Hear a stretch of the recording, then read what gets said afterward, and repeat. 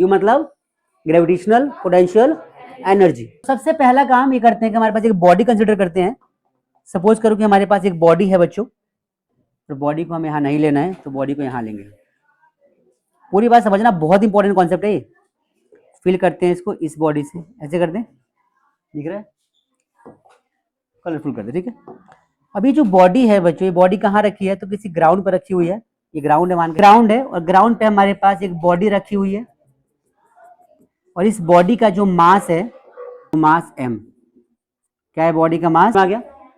अब इसको ऐसे, ये बैग यहाँ रखा हुआ है या कोई भी सामान यहाँ रखा हुआ है, अगर हम इसको ऐसे उठा के ऊपर लेके जा रहे हैं, कुछ वर्क करेंगे इसके ऊपर, करेंगे वर्क, और ये जो वर्क करेंगे ना, इसी वर्क को हम बोलते हैं पोटेंशियल एनर्जी। मतलब इसी वर्क की वजह से जो एनर्जी इसके, देखो अब समझना, थोड़ा सा रिलेट करना। एक बॉडी यहाँ रखी हुई है, तो कुछ काम कर रही है क्या ये बॉडी? क्या ये बॉडी कुछ भी कर सकती है? परफॉर्म अभी नहीं कर सकती, क्योंकि बॉडी सिर्फ रखी हुई रेस्ट पर है। अब इसको उठाया हमने, उठा के ऊपर लेके गए, तो हमने जब इसको उठाया है, इसका मतलब हमने इससे कुछ काम किया, वर्क डन किया। तो हमने जो वर्क किया, that work converted potential energy, और ये एनर्जी क्या करेगा, अब कुछ काम कर सकता है, नीचे गिरेगा तो वर्क करने के लिए हम क्या करेंगे, इसको यहां से उठा के यहां तक लेकर जाएंगे। कहां लेकर जाएंगे, तो मान लो हमने इसको उठाया यहां से यहां पर ले गए, ठीक है, पूरी बात समझना ध्यान से। अब इसको उठा के मान लो हमने h हाइट तक उठाया इसको, तो हाइट को आप पता है कहां से कंसीडर करना, आप करना यहां से, ग्राउंड से।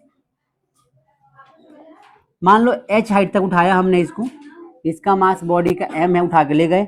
अब इसको यहां से यहां तक ले जाने में कुछ वर्क किया हमने, कुछ काम किया, तो हमारी वर्क डन कितनी हो सकती है, हमें उसको ड्राइव करना है।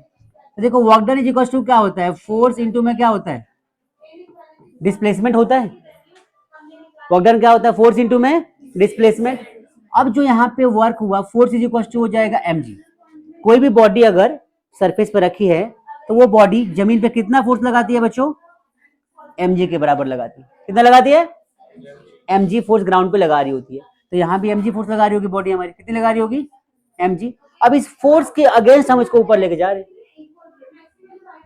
फोर्स कहाँ लग रहा है, नीचे, और हमने वर्क डन कहाँ पे किया है, ऊपर। बात समझ में आ रही है, बॉडी पे फोर्स कहाँ लग रहा है, नीचे की तरफ। हमने कहाँ बॉडी को लेकर गए, बॉडी को ऊपर, तो वर्क डन हमने ऊपर किया, फोर्स लग रहा है नीचे।